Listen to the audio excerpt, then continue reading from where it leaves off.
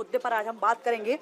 बांग्लादेश, जिस पर सिर्फ बांग्लादेश या भारत नहीं दुनिया की निगाहें इस वक्त टिकी हुई हैं। जो हालात वहां पर आंदोलन के नाम पर बने हैं वो इस कदर कि वहां की प्रधानमंत्री शेख हसीना को देश छोड़कर भारत आना पड़ा है। वहां पर आगजनी हो रही है, अल्पसंख्यकों को टारगेट किया जा रहा है। अब सवाल यही उठ रहा है कि क्या वाकई ये सिर्फ छात्रों का आंदोलन था या इस आंदोलन को बांग्लादेश विरोधी, शेख हसीना विरोधी लोगों ने इसको टारगेट किया और इसको आप कह सकते हैं कि पूरी तरीके से जब्त कर लिया गया। यानी कि इसमें ऐसे लोगों की एंट्री हुई जिन्होंने इस पूरे आंदोलन को एक ऐसे रूप में तब्दील कर दिया जो निश्चित तौर पर बांग्लादेश के लिए, पड़ोसी मुल्कों के लिए एक बड़ी मुश्किल पैदा कर सकता है। अब देखिए, ये कहा जा रहा है कि जैसा कि लक्ष्मी ने बताया कि क्या ये जो आंदोलन है ये छात्रों से इतर, क्या जो वहाँ के एक्सट्रीमिस्ट हैं उन्होंने कैप्चर कर लिया, ये बड़ा सवाल है। लेकिन अभी मौजूदा हालात क्या है वो हम आपको बता दें। बांग्लादेश में जो विरोध प्रदर्शन लगातार हो रहा था, कल जश्न की तस्वीरें देखी जब बांग्लादेश की प्रधानमंत्री ने इस्तीफा देने के बाद उनको 45 मिनट का वक्त कहा जा रहा है कि वहाँ की सेना की तरफ से दिया गया था कि आपके पास 45 मिनट है, आप देश छोड़ जाइए। हालांकि वो चाहती थी कि वो अपने देश को संबोधित करना निकलने से पहले, लेकिन इतना वक्त था नहीं। उससे पहले ही वो वहाँ से निकल गई और फिर आप सभी ने देखा वो भारत आई। हिंडन एयरबेस पर पिछले कई घंटों से वो वहाँ पर मौजूद है। अब लंदन या फिर फिनलैंड, कहाँ पर उनको शरण मिलती है, कहाँ पर वो जाती है, ये देखने वाली बात होगी। हालांकि उनकी जो बातचीत है इन दोनों ही देशों से चल रही है, इंग्लैंड से भी चल रही है और फिनलैंड से भी चल रही है। अभी नहीं पता कि वो कहाँ जाएंगी। ये स्थिति शेख हसीना की। लेकिन दूसरी स्थिति ये है कि वहाँ पर अब एक इंटरिम गवर्नमेंट बनाने के लिए भी प्रयास शुरू हो गए हैं।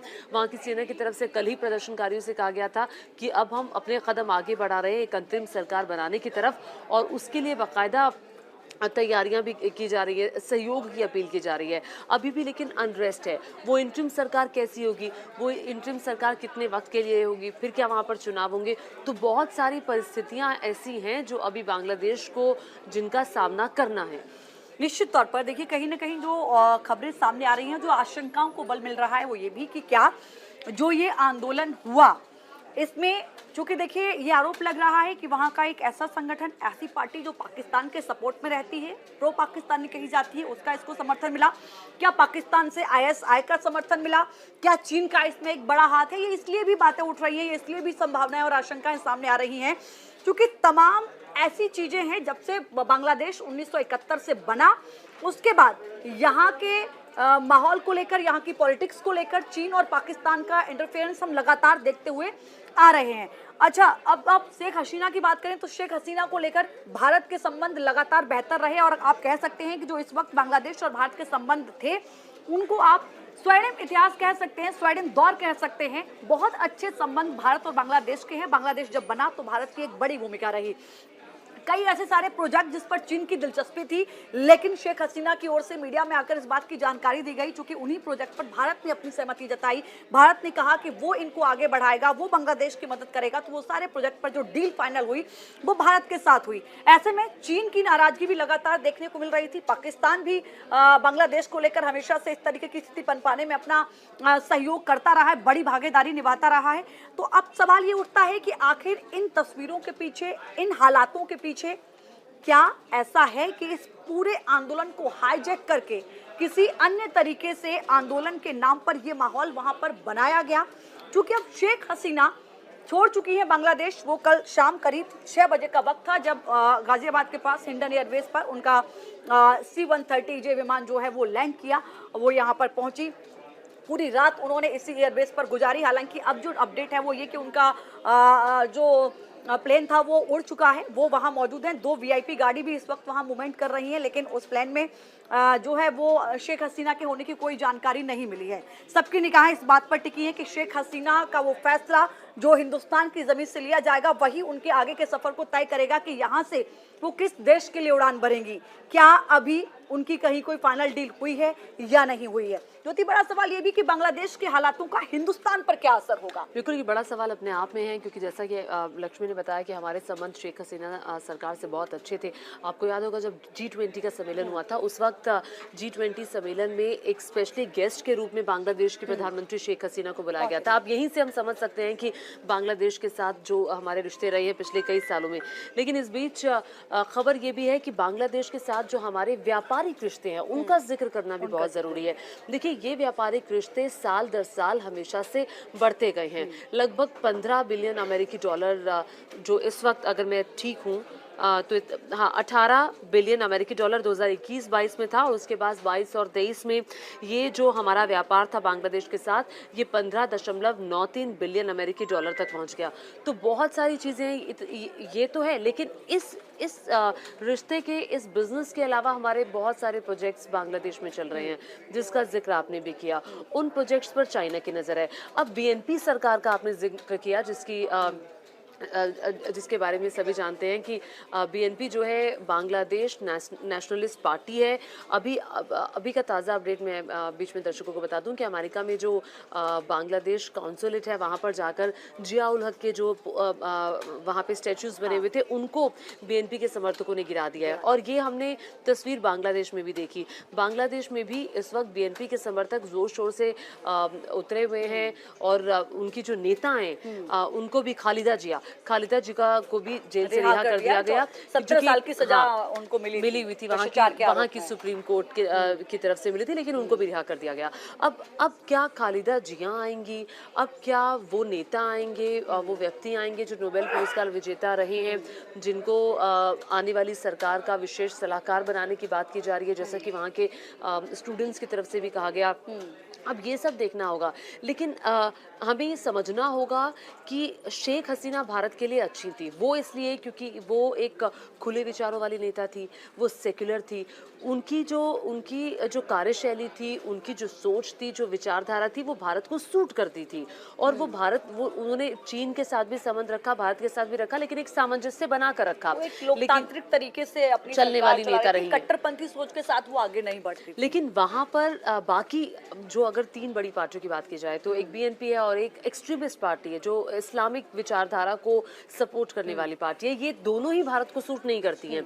अगर बीएनपी भी फ्यूचर में आ जाती है तो बीएनपी का आना भी हमारे लिए अच्छा नहीं होगा, क्योंकि वो पाकिस्तान को खुले तौर पर सपोर्ट करते हैं, वो चाइना को सपोर्ट करते हैं। और कहीं ना कहीं ये कहा जा रहा है कि ये जो स्थिति बनी है आज बांग्लादेश में, उसके पीछे यूएस का भी हाथ है। आपने भी वो रिपोर्ट देखी होगी कि यूएस की तरफ से वहां पर एयरबेस बनाने के लिए कुछ जमीन मांगी गई थी ताकि चाइना पे और भारत पे नजर रखी जाए। शेख हसीना ने मना कर दिया। और ये यूएस की तरफ से कहा जा रहा था कि अगर आप चाहती हैं कि आपकी सरकार अच्छी तरह से चलती रहे तो आप हमारे साथ ये डील कर लीजिए। शेख हसीना ने मना किया, और 3 महीने पहले ये आशंका शेख हसीना ने जता भी दी थी, जो आप वो खबर भी बता रही थी। बिल्कुल।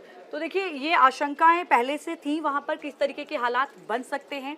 और इस बीच कई दौरे भारत के भी हुए, जो कि देखिए 5 दिन के चीन दौरे पर गई थी शेख हसीना, लेकिन कुछ ऐसे प्रोजेक्ट जिसमें भारत ने पहले दिलचस्पी दिखाई और उनके लिए चीन ने दिलचस्पी दिखाई, जब उन्होंने मना कर दिया गया तो वो दौरा उनका 1 दिन पहले ही खत्म हो गया। और उन्होंने मीडिया में आकर भी इस बात की जानकारी दी कि दिलचस्पी चीन की थी, लेकिन मैं चाहती हूँ कि भारत इसमें हमारे साथ जुड़े और भारत इस प्रोजेक्ट को आगे बढ़ाए।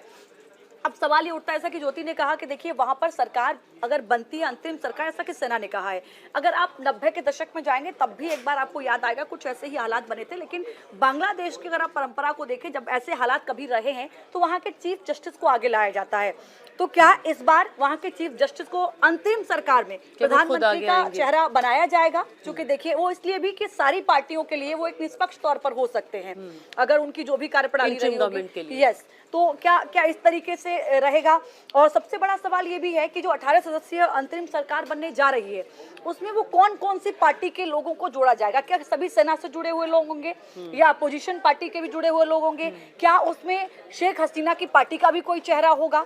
ये देखना होगा कि क्या उनके पार्टी से या फिर उनका कोई ऐसा करीबी जो सेना के करीबी रहा हो, उस पर कोई सहमति ऐसे चेहरे पर बने कि उनकी वापसी की कोई उम्मीदें उसके मुताबिक बनती हुई नजर आए। देखिए संभावनाओं को अभी, हालांकि बांग्लादेश में ये भी कल कहा जा रहा था कि सेना तख्ता पलट कर सकती है, लेकिन सेना भी जानती है कि वो तख्ता पलट नहीं कर सकती। एक बार पहले इतिहास में भी ये हो चुका है कि एक बार सेना प्रमुख जो थे उन्होंने सत्ता जब संभाली थी तो केवल 2 साल तक वो सरकार चली थी।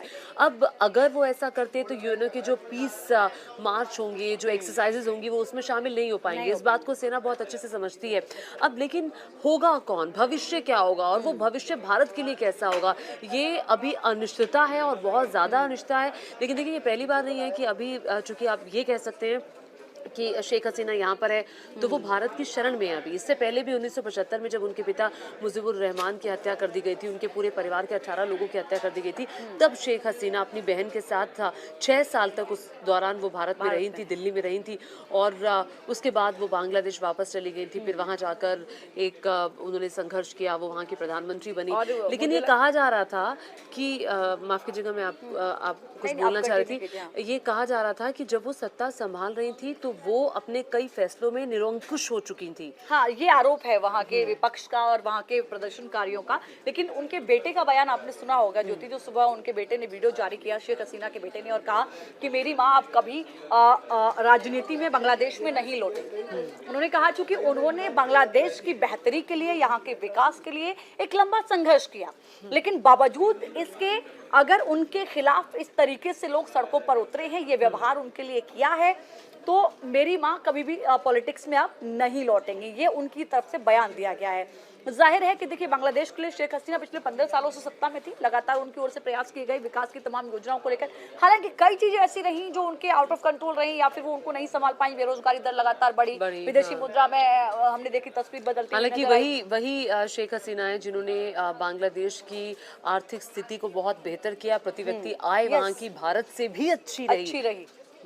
लेकिन अब देखिए, जो वहाँ की हलचल है उसका असर दिल्ली में है। आज आपने ब्रेकिंग न्यूज दी थी कि दिल्ली में भी सर्वदलीय बैठक हुई। हाँ, देखिए सर्वदलीय बैठक हुई है, और देखिए इसलिए भी है, मुझे लगता है ज्योति, हमें ये समझना होगा कि बांग्लादेश पर नजर हिंदुस्तान की इसलिए जरूरी रह गई है क्योंकि जो सीमावर्ती हमारे राज्य हैं, आप असम की बात करिए, आप पश्चिम बंगाल की बात करिए, त्रिपुरा की बात कर लीजिए, ये तमाम ऐसे राज्य हैं जहां नॉर्मल दिनों में घुसपैठ की कोशिशें लगातार होती रही हैं और उन पर नजर रहती है। लेकिन ऐसे में जब वहां अल्पसंख्यक जो 8% है उन पर इस तरीके का अत्याचार हो रहा है, वहां पर जो हालात बन रहे हैं, टारगेट किया गया, कई मंदिरों को टारगेट किया गया, ऐसे में घुसपैठ की कोशिश बहुत ज्यादा होगी। उसको आपको कंट्रोल करना है। तो मुझे लगता है कि पहली प्राथमिकता जो भारत की है वो यही है कि हम अपने बॉर्डर की सुरक्षा को लेकर, सीमाओं की सुरक्षा को लेकर, किलोमीटर की ये सीमा है। हाँ, 4000 किलोमीटर की सीमा है। हालांकि बीएसएफ पूरी तरीके से अलर्ट। तमाम राज्यों के बॉर्डर ऐसे भी हैं जहां पर शाम को 6 से सुबह 6 तक कर्फ्यू रहता है कि आप वहां पर नहीं जा सकते हैं। एहतियात बरते जा रहे हैं। लेकिन पश्चिम बंगाल सबसे ज्यादा इस वक्त निगाह होगी उस बॉर्डर पर,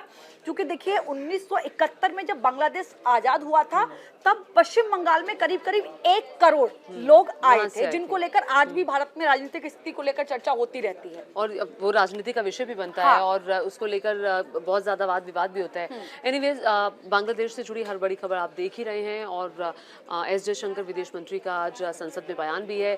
अब देखना होगा कि वो संसद को संबोधित करते हुए क्या कहते हैं। बांग्लादेश को लेकर भारत का अगला कदम क्या होगा, या भारत क्या कोई स्टेटमेंट जारी करेगा, इस पर भी हमारी नजर रहेगी। शेख हसीना का अगला कदम क्या होगा, ये भी पता चल जाएगा कि क्या वो आज जाएंगे लंदन या फिनलैंड, कब उनकी डील ये पक्की हो पाती है, और कब तक वो भारत में रहेंगी, ये भी अभी एक सवाल ही है जिसका जवाब अभी तक नहीं है। जैसे जैसे दिन आगे बढ़ेगा और चीजें क्लियर होंगी। हाँ, लेकिन हमारे सहयोगी ने ये जानकारी दी थी सूत्रों के हवाले से, हालांकि कंफर्म नहीं है, कि जब तक उनको किसी भी देश से परमिशन नहीं मिल जाती है, पूरी तरीके से उनकी डील नेगोशिएशन नहीं हो जाता है, तब तक भारत उनको शरण देगा, यानी तब तक वो भारत में रह सकती हैं। लेकिन जैसे ही ये खबर आई थी कि उनका विमान उड़ गया है, तो खबर ये थी कि क्या वो भी इसमें है, लेकिन थोड़ी देर बाद अपडेट मिला कि शेख हसीना इसमें मौजूद नहीं थी, विमान उड़ चुका है, क्योंकि उनको जहां भी जाना होगा वो विमान दूसरे विमान से जाएंगे। हाँ, तो इस तरीके का था। और देखिए, ये वो विमान है जो चलते चलते मैं एक चीज बता दूं कि जिसको आज युद्ध अभ्यास के लिए आना था, और वही विमान उनको कल लेकर आया। हालात ऐसे बने कि उस विमान से शेख हसीना को कल हिंडन एयरबेस पर